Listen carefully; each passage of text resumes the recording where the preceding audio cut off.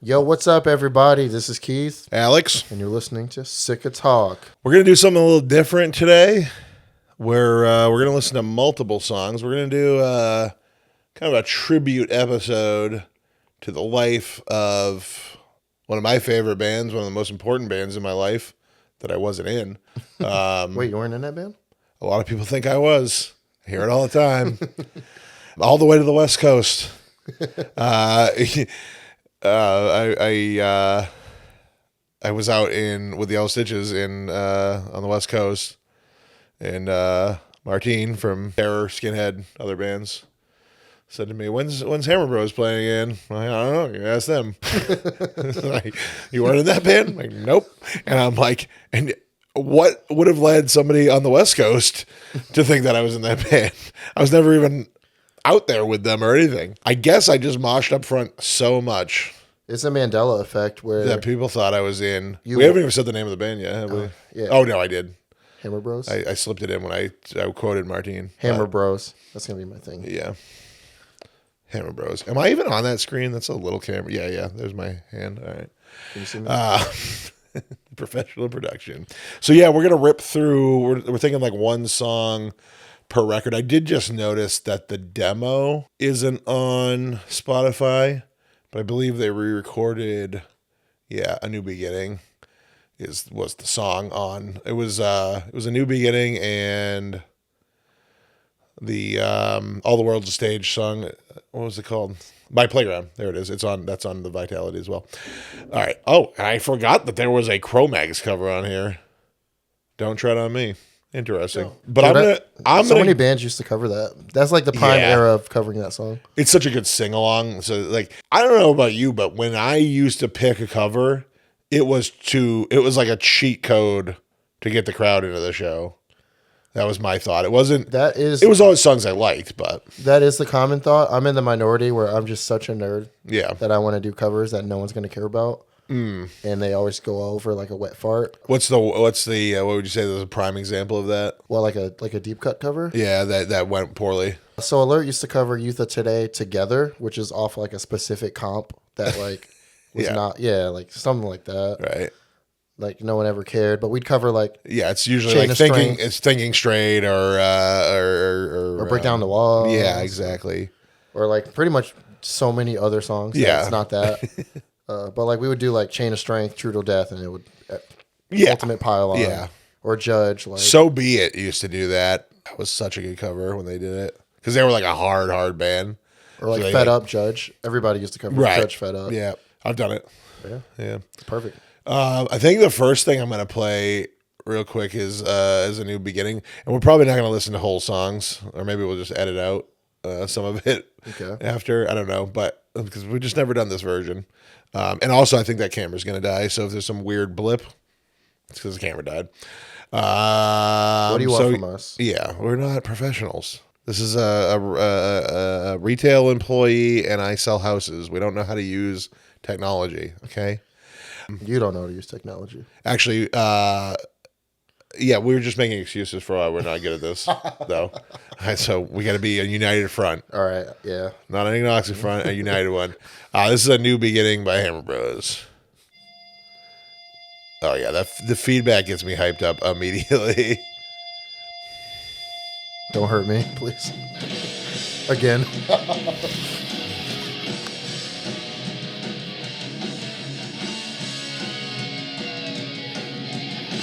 Again with the dive bombs in the intro.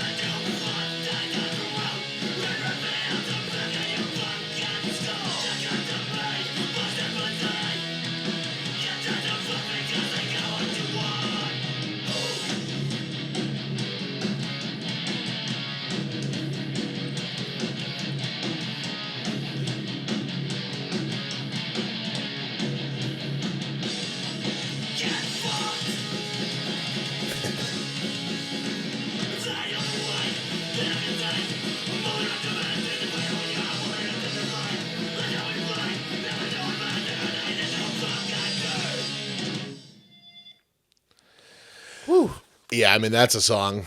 That's I remember, I guess every time I just remember being at Exit 23 in Haverhill, and it was kind of the first, I want to say I had seen them play before, but it was kind of the first time seeing them play when people actually started to know them.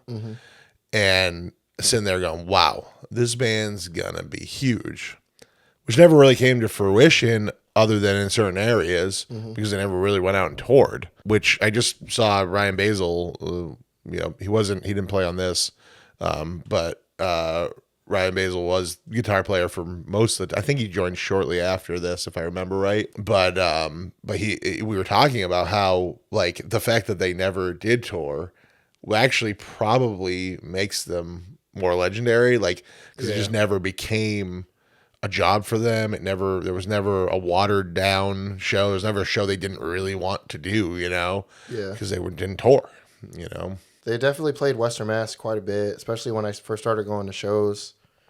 So to the point that like, you would think they were like a Western Mass band. They probably played, aside from the Valley, Merrimack Valley, they probably played like Western Mass the second most amount of times. FDR, Tony and Chris put out the Fake Boys, Jim's other band, record, so that there was a tight bond there through that for sure.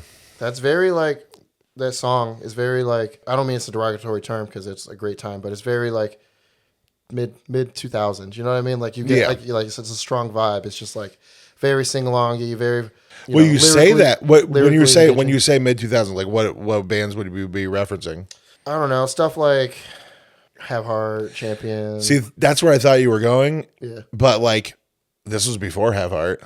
Yeah, and I'm pretty. Well, I'm like not like early Have Heart, like or at least like that. Does I mean when did that come out? Had to be 03. 03. Yeah, like I mean it might have overlapped some. I remember just like the melodic. I remember the very early days. Yeah, exactly. Well, I remember Jim explained this to me one time. It's like, we were talking on the last episode about Missing Link and how it's just breakdown after breakdown. He's like, but it's going to seem heavier if you don't do that, right? If you have these melodic fast parts that are a little bit higher, or, an octave higher or whatever. Is it octave or octave? Octave. Yeah, octave. I feel like is like something to do with like driving. Like, high octane gas. That's literally what was confusing me in my head just then. Octave. I don't speak music. I don't do technology. I don't do music. I'm with you on my music podcast. The music part too. Yeah, I've been playing bass forever, and don't know the terms. But then if you're playing, these fast melodic parts, you're playing them an octave higher. And then you go into a lower octave, slowed down, crunchy. Yeah. It just makes that part seem so much heavier. Yeah. Especially if there's a cool transition, like a drum fill. Or slowing down. Like. I mean, my good friend, Captain, like he always talked about 100 miles an hour brick wall. But it's like, there's a way to do that. And like, just like you were saying in that song, it has that. And it's slow. Like it's like it's a very quick transition from the fast to the slow. Like I don't think you want too much in there. And then when people are like singing along and stuff, it's like it's good to like shift of energy into like getting ready to mosh. Yeah. It's like you're done singing along, you back off a little bit, and you just start doing your thing. What just occurred to me is we were saying we're going to go through album by album, and I started here because it was a demo song that was happened to be on the Vitality. But then there's also 7 inches that were on that. Right there. I think I want to say there were 2 different 7 inches, but I think those songs made it onto the Vitality. I could be wrong. I haven't seen that before. Oh, this actually, it did, because this actually has the song we just listened to, a New Beginning on it. IMI Records. I couldn't even tell you who that was, to be honest. Green vinyl. There's no insert. Can I see the front? Who drew that? I have no idea. It looks very spoilery. I don't see any signature on it. Interesting. I'm trying to see if they hid some initials in there or something, but I don't see anything. But this record did have A New Beginning, which we just listened to, on it, and My Playground from the demo. But then it's also Out of Style and Kids Like Us, which I don't remember. Out of Style was a great song. I wonder if that's on here. But I don't. So this was 04. So the demo had to be 03 or earlier. But when Drug Test was pretty early on, and I had never met Jim, and he was at a Drug Test show, and he had the demo, like multiple copies of the demo, and he came up and he's like, "Guys, I want you to have this. I love your band. I love what you're doing. I think you'll like what I'm doing. You know, type of deal like that." And then I mean, he ended up being in my wedding party. Like it's funny how those things happen, you know. But it all comes around full circle. Yeah, it's pretty crazy. But yeah, just that song just was. And on that demo, I listened to that over and over and over and over, like just nonstop. It was a 2-song demo. Josh Long from Skinhead I think he was talking about it on the Hard Lore podcast about that same demo and having gotten it. And I think he said it was a Drug Test show in Long Island. I feel like we were together. I'm not 100% sure because I had just the similar story of just listening to it for like whole road trips, you know. He's like, we listened to that. He mentioned one other like radio pub. Oh, he's like, we listened to that and Hey Yeah. Because at that time, you could just turn on the radio and flip through the channels and you would find Hey Yeah being played on some station. But he's like, other than that, we just listened to those 2 songs all the way from New Hampshire to Long Island, which was like, 5 or 6 hour drive. And like, I think I was there for that, but I also did that a bunch of times, a bunch of different places. So when did you weren't around for this period? When did you first? So I started going to shows in 2006. So it would be like anytime after... Like fall 2006 is when I started to consecutively go. I would pretty much go to like, you ever go to Cabot Street in Chicopee? I don't think I ever made it to that one, no. So I would go to Cabot Street and then whatever's after that. Like what type of venue was that? It was a bar. I just missed Fat Cats. Like Fat Cats era just ended. It shifted over to like Cabot Street. I had seen... I think I played one show at Fat Cats. Or like Mercy House also was like around that time. Mercy House is probably a place that Hammer Bros was at. And it's funny. In the Waterfront probably. Waterfront was like after Cabot Street, but like they were still a band, so probably. Yeah. But there's this venue that was very short lived that was an abandoned Lay's factory called Darkwoods. I don't know if you ever went there, but did you go to that show, the Hammers Row show? Yes, I did. Yeah. So I passed that street every day on the way to work. Yeah. And I think that's the show. Did I know?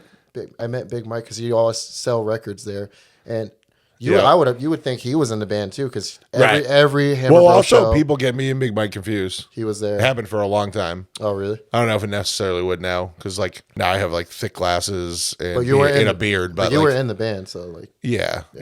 No, years ago I got confused for Big Mike all the time, and then we discovered that there was another doppelganger of us in New York City that was like a complete like in the middle. Yeah. Of the two of us. Look. Nice. Yeah. Got to get a picture for. But yeah, I forgot about that show. That was you said it was a Lay's factory? Yeah, it was a Lay's factory office space. It was like, did you have to go like upstairs? You did. Yeah. And the lady that ran it, she looked like Elvira. Like she had like a goblet and was like super gothy. Yeah. But they let us do shows. I forgot about that one. There were shows there for like maybe like a year. Yeah. But I remember seeing there's a Hammer Bro show there. Who else played that?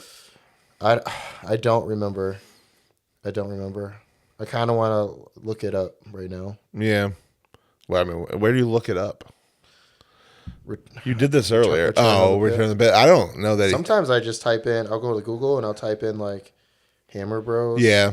Hammer Bros. It's crazy how much information is on the internet sometimes. Darkwoods. And we'll see what happens. Yeah.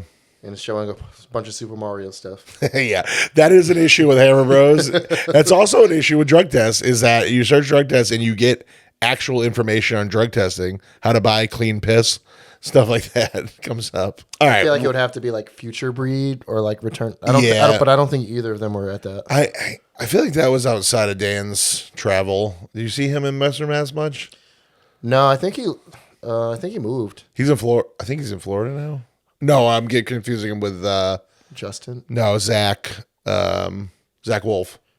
Yeah. I think he's in Florida now. Anyway, since we're gonna hit a bunch of songs, I'm gonna hit up Out of Style next because I'm gonna call that again. We gotta do homework. Can't remember if there were 1 or 2 7 inches prior to the Vitality.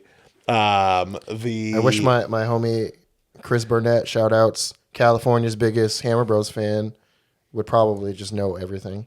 Yeah. I rely on, I should know this, and then I keep realizing every time I'm like, I don't remember. It's been so long. But anyway, we'll just say that this section of the podcast is the 7-inch era. And I'm going to play a song that's on the record that I was just holding called Out of Style.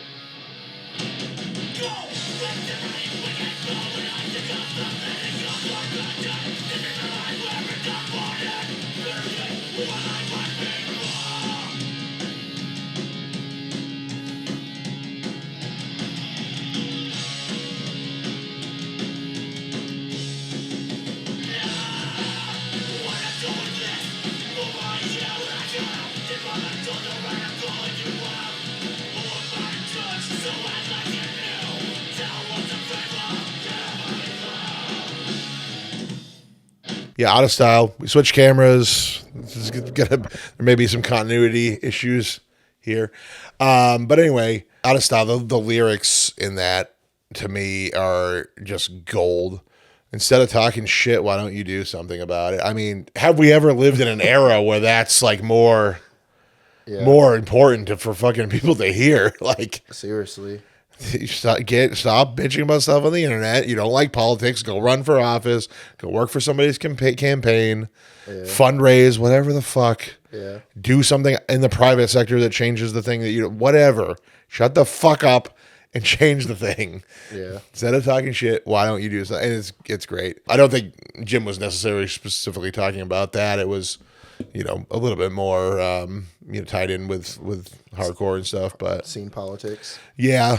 Yeah, he was always kind of fuck everybody, I'm going to do what I want guy, which is exactly where you should be, Yep. Great frontman too. Yeah. I distinctly always remember, like, he was cool. Intense. I don't think I intense, had good things to say. We didn't. I met him, but talk too much. I think it was more like how we were, like, just on a show basis. Yeah. But he was also, like, super friendly. Yeah. Not to say you weren't, but Yeah, I think the two of us, between the two of us, depending on what night, like, you were getting a Jekyll or Hyde. It was a Jekyll or Hyde situation, whether or not we were gonna be like, we want to talk to the kids after we're yelling in your faces or not. Yeah. The other line, and he repeated something like this in a different song. I'm not sure which one came first, but I'm not doing this for my health. And he has another line that was similar. It was like, I was never in this for the fun. Mm-hmm. And it's like, that was always something that him and I would talk about, is like, we're not here really because we want to be. Yeah. We're here because we're fucked up and we have nothing else. Yeah. We're here. And it's like, now I'm going through this period of my life where I do want to be there. Mm-hmm. And a lot of it is because how important it was to me and how it got me through so many things in that era. But I think that's such an important thing for people to kind of recognize, is that, like, you might be having fun going to see a band. They might be letting out the most horrific demons in their head through those lyrics, I can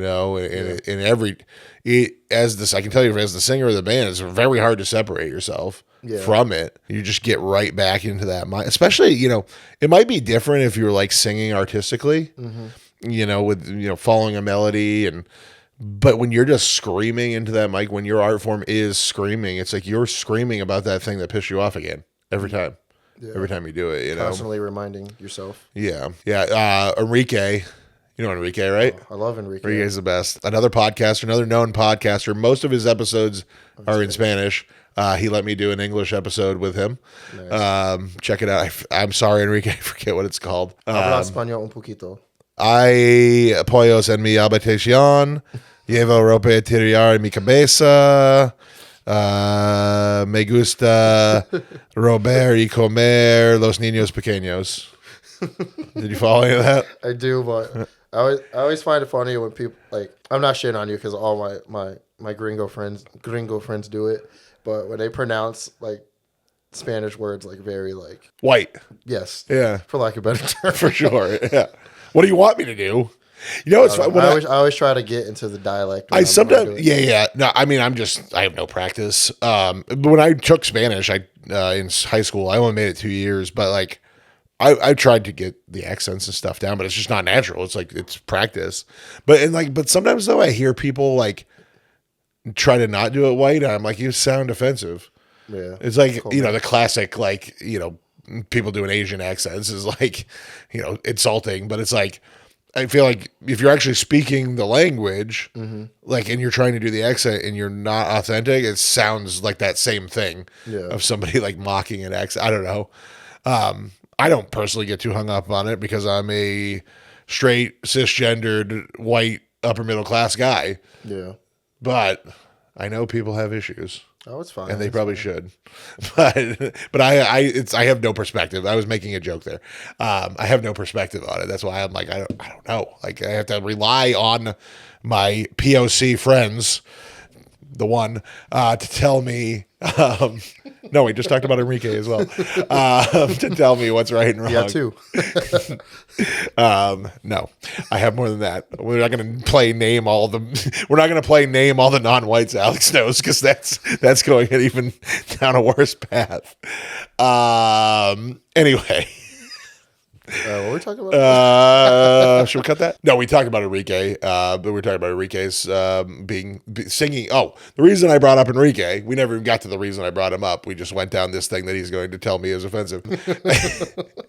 Is that he used to sing the like middle part of this song, or maybe the end.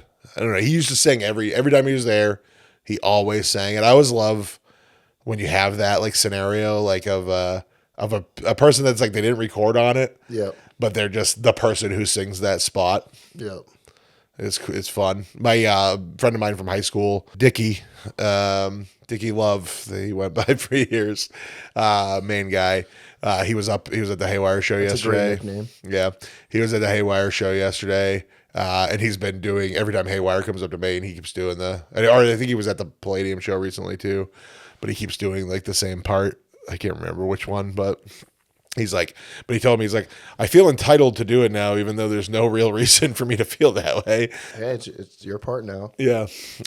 We had Mike Rennie, kick ass. We used to do part of an ignorance song, part of I Bleed Slime every time. Yeah. So yeah, that was the 7-inch. Now, kind of preface this next section. I lost the remote to the TV. I think, oh no, it's right here. This next part here is like Hammer Bros went through kind of a change. I mean, the lineups changed a bunch early on. And like at the time we were talking about this, I think on the last episode, but like we were talking about how today's kids like really love mosh parts and really love heavy shit, metal influence stuff. And like, that was not the vibe in the early 2000s. Yeah. Like it was hardcore or nothing. It was keep your feet on the floor was kind of in the Merrimack Valley. That was the vibe. It was like, don't get into that metal shit. Like no karate dance moves. Right. And then like shortly after the 7-inch era of Hammer Bros, they flipped that script right upside down. And some people didn't like it. Do you know why they decided to I don't think it was any particular reason. It was just somebody else writing the songs. Yeah, that's what I was thinking. So it wasn't like a I don't think, to my knowledge, it wasn't like like, hey, we're gonna go a different direction. It was just somebody else was writing songs now. And I'm gonna play this one because it's recently hit the scene again. Wait, that's not the one, is it? No, sorry, wrong one. Pause. I didn't know how to hit the pause button until you said pause. It was this one. Okay. There we go.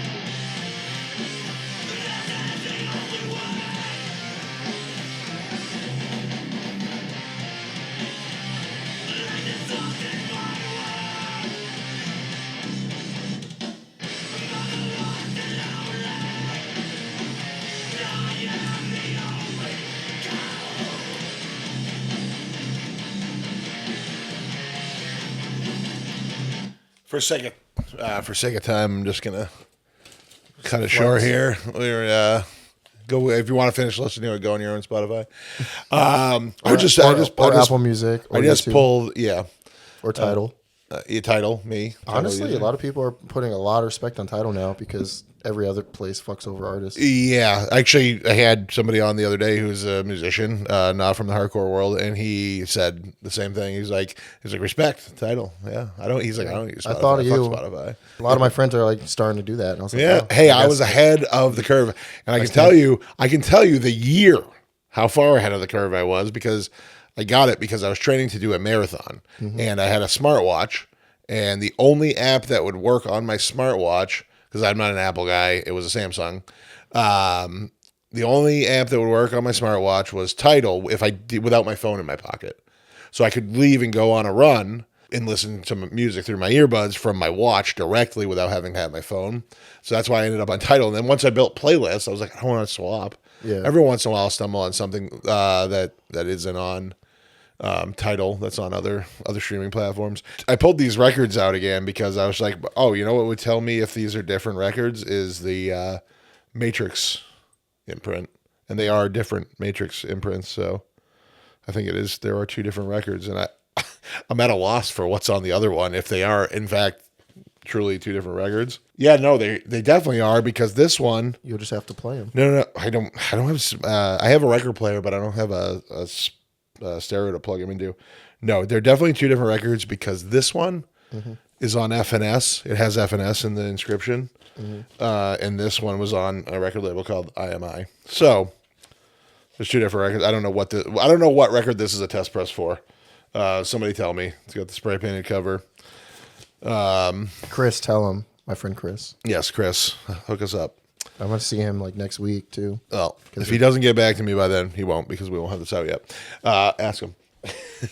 Yeah, so reason I said this one's back in the world, new band, newer band, I don't know when they started, but Neolithic has been covering this. I saw him do it this weekend. It's like, it's surreal to see stuff like you grew up with, like stuff that you watched evolve and happen, get covered, you know? By like a new generation. Yeah. Which, not fully new generation, because he did talk about how, you know, he started going to shows at Anchors Up. And one of the things he said at the beginning of the song was, for the next 3 minutes, we're not in Hooksett, New Hampshire, we're in Haverhill, Mass. And I was like, yes. Nice. Like, that's awesome. Yeah. He kind of had a little too much build up on it, though. He was like, it's probably about to get scary in this room. And I was like, no, it's not. Nobody's like, all the old guys are out. Because it was showing a garage bay and everybody's mostly watching from outside, especially the older guys. Yeah. I was inside because I knew they were going to do it and I just really wanted to see it. But he goes, yeah, you know, a bunch of scary 30-year-olds. I was like, dude, we're over 40 now. What are you talking about? We were 30 then. That's cool. Yeah, that band's really cool, Neolithic. Yeah. Shout outs. They were kind of reminding me a little bit of some of their parts, like Killing Time. I like them, and I still keep trying to. Maybe you know where to find it, but I was trying to find their music, and there was other bands called Neolithic that just kept coming up on Tidal. I think they might be like Bandcamp, Spotify, kind of vibes. No Instagram, which is very rare for a band. Yeah, good. Hardcore band these days. I love it. Band's not a career. Nope. as I try to make a career out of talking into a microphone about other people's bands. Nice. But so that Hammer Bros was my entry to Hammer Bros. Like when I saw them, they were playing like that style, you know. Yeah. I mean, that's where most people came in. I mean, there was more going on at that time. I mean, it was still slightly pre Anchors Up when that came out. I remember seeing them like National Legion, just ran a lot of random hall shows. Yep. But we also had before Anchors Up, there was New Direction for a couple years, which was what Exit 23 became.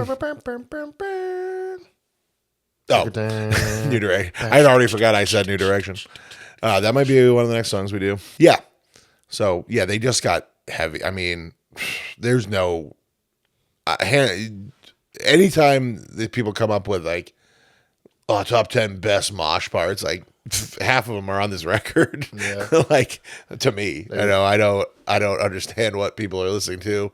Like, you know, there's obviously some other great breakdowns, mosh parts from... I mean, nothing's harder to me than that at the end of Legion. I mean, it was all I could do to stay still, but I was in a room of like 15-year-olds. I'm like, I'm not going to knock out a child. Like, when Word for Word played Friday night, Ryan Basil, I was talking about him earlier, was from Hammer Bros. He was there, and he's after Word for Word, he's like, well, just like all times, you punched me right in the head. I moshed for 3 seconds, and I managed to punch him. Been there. Yeah. But yeah, I mean, it was just, I remember, what was the band? Wish I could remember. Some band from out of town came and did a show, and Hammer Bros was on it, and they were just like, that was the scariest thing I've ever seen. But it was funny. It was always friendly. I cannot recall. I mean, I saw Hammer Bros probably 100 times, and I do not remember a fight. It was just good. We were just having a good time. It was just a violent good time. Violent good time. Good times, violent crimes. So yeah, maybe we should move on to that covers the Vitality. That covers the demo, the 7 inches, and the Vitality with just the Vitality. Nice. What were you gonna say? I was gonna say You're just doing your point of the camera thing. Just your move. So we'll go on to that. Kids Are Dead. Well, the Vitality says 2002. I don't believe that's true. It had to be later than that. That doesn't make sense. The timeline doesn't add up. Anyway, The Kids Are Dead. Which the album cover here, I believe that was drawn by Angry Al. I could be wrong. I have a different cover over there on the wall. I remember there was some contention between the band about the artwork. A lot of people didn't like that original cover. I like it. I love if that is. I'm pretty sure that is Al's art, even if it's not. I love that art too. And I have tattoos all over me from Al. I had that record. That version? That cover, yeah. I had it. Oh, yeah. Was that a Fire one, or did you sell it? Sell it. I think both, to be honest. I think it was Fire, and then I had it again. Yeah. Okay. I want to say Johnny sent it to me with his a bunch of other stuff. Yeah. Yeah, The Kids Are Dead. This, to me, it's not a lot of songs. 2, 3, 4. It was 7. I lost count. 1, 2, 3, 4, 5, 6, 7. Yeah. Oh, Spotify tells you how many songs are on the record on the left. It says 7. You didn't have to. No, I didn't have to show the world that I can't count. But this, I mean, it's a perfect 7 songs to me. I mean, I think the Vitality is incredible, but they were still finding their way, and the lineup changes were happening. And this lineup had been pretty solid at this point. And what year was this? It says 09 there. That seems right to me. But like there was new people writing this time too. Okay. So I believe this kid Anderson. I mean, he's my age, but I just still picture him as a kid because I haven't seen him in so long. But Anderson, I believe, wrote the Vitality stuff. Yep. I remember like people kind of pick on it a little bit because like, again, some people didn't like the transition of sound, and there was these like lead lines. There's like one in there that people were like, what is he, like charming a snake? But you know, I still like all that stuff, but this is the one where there's like really Defined. yeah. I mean, this is what the band You're is locked to me. in. Like for sure, I love it all, but this was the one. I'm gonna play the title track. I mean, it's just an incredible song. What's up? Just pointing. No, I don't think I can't really see it. the TV is not really in frame. Yeah. I didn't design this properly. I don't know what I'm doing, but here it is.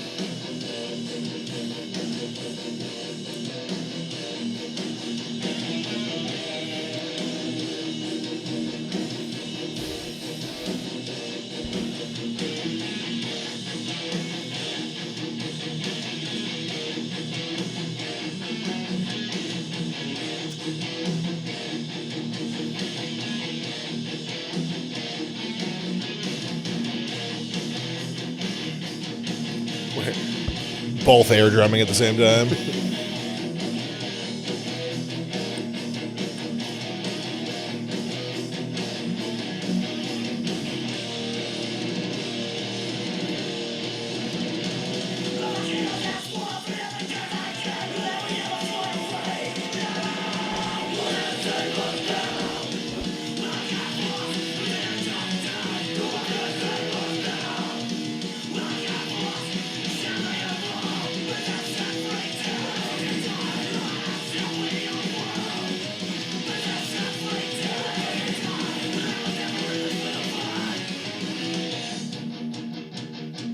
Transition.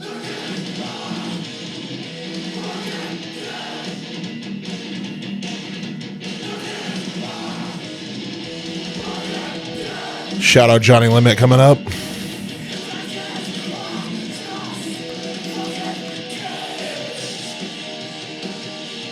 Here he is.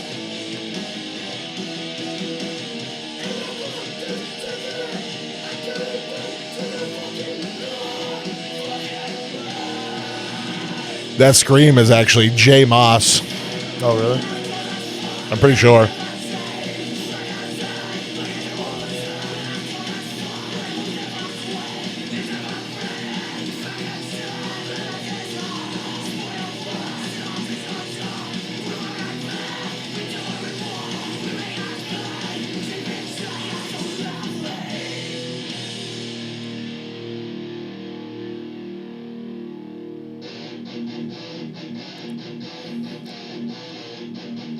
That's when I'm like this.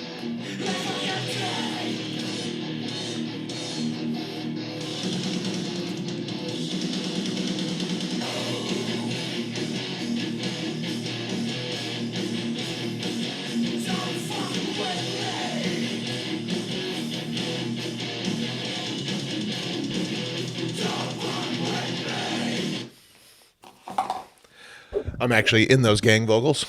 Hell yeah. I remember that was so much fun recording that. Oh, so that's actually why, that's why you picked that song. No, I intentionally didn't pick the next song, Animal, because I actually sing a verse on it. But I wanted to play the song with Johnny on it. Was my thought process. Was why I did that.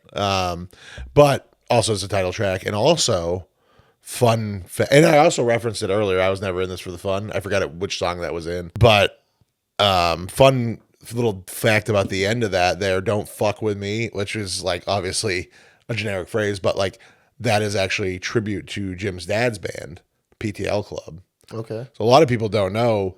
I didn't know that. Jim was a second generation hardcore kid. Oh, wow. His dad's like an OG Boston hardcore guy. And he played in a band called PTL Club. I believe the song was called The Warning. Mm-hmm. Again, no research ahead of time. But I believe the song was called The Warning. And it was like, you know, it's about like it's basically talking about like defending his house. Like Jim was a kid, and it's about like not fucking with his kids. Like the song is pretty neat because like he wrote that song about him being a father and caring about his kids. And his the reason Jim's name is Jim Death is also his father was Dr. Death is what he went by in that band. Oh, Shout out Ray Dominici, just a great man. But yeah, the PTL Club, like some of those songs are great. They were not a like super well known band. We actually, but they ended up playing Exit 23 with Ray on vocals. And actually, Jim's real name, I don't know if he likes me spoiling this, but his real name is Ray, named after his dad. But it was cool to later on. It's like, hey, his dad wrote a song that's talking about what? I didn't know that. Oh, yeah. But it's, to write a song, as an adult himself, use his dad's lyrics. And his dad's lyrics were about, like, protecting him. I always thought that was very, very cool. And it was fun. It was really fun to get to see him play, to see PTL Club play. And it was just like a genuine good time when they did it with him there at Exit 23. That's so cool. Yeah. But what are your thoughts here? I've been stealing this episode, hogging it. No, I mean, it's cool. I mean, you have the most, like, memories with it.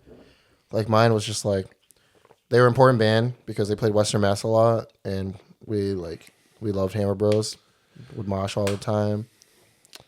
Like I said, this is more of, like, the Hammer Bros that I know. I never really knew them at, like, the earlier stuff. But it's all cool. And what I really want to know is what are the odds of a Hammer Bros reunion? The reports that I'm getting is that everybody except Jim wants to do it. And hey, I get it. Yeah. Because he kind of disappeared for a while. Yeah. I mean, he's just not, Fake Boy still plays here and there. But last I knew anyways, I saw them recently. They were on a show that I didn't hear about till after, but, Ask a Punk. Yeah. But yeah, I don't know. It's incredibly emotional. Okay. He was not in a good headspace writing these songs. Okay. A lot of it, he's talked to me before about having, worked overnight at a hospital and like overnights wrecked him.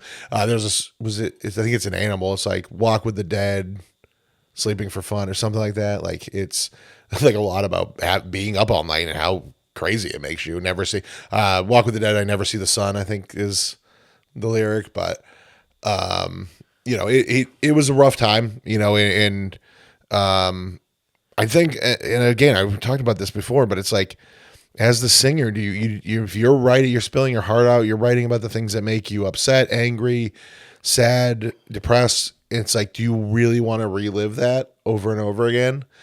So I was like, I 100% get it if on that level, and it's just different times. He's a father now, married, I get it. I never twist anybody's. I get harassed about ignorance and nobody wants to see ignorance, but the people in my band want to do it, and I'm like, that's what it is for me. Like, I don't want to rehash that time in my life. I reference killing myself 3 times in those songs. I've worked very hard to not kill myself over the last, 15 years since we haven't done that band. So, I guess when people ask for when's blah blah blah reuniting, they never take into account, including me. So like that gives me like a whole fresh perspective on. Well, it's like I was never in this for the it. fun. It was think of that line. Mm-hmm. That's really the fact of the matter, is that he wasn't in this for the fun. Yeah. Our second camera shut off. So, I'm just going to call this episode now. Yeah. They'll be a little dead. Because, like, Sleep Forever, to be honest, I just never got that into it because they broke up shortly. And hardcore for me, shortly after. And my hardcore for me is all about the live show. So. Plus, y'all already got, like, 4 songs. So, yeah. As opposed to 1. Yeah. So. This is a 4-for-1 episode. Yeah. So. Should be paying us more. Exactly. Nobody's paying us. Be grateful. I'm pointing at this one's going on the Patreon. So we'll wrap it up. Keith is pointing at the camera despite there being no camera. Peace. And yeah, later.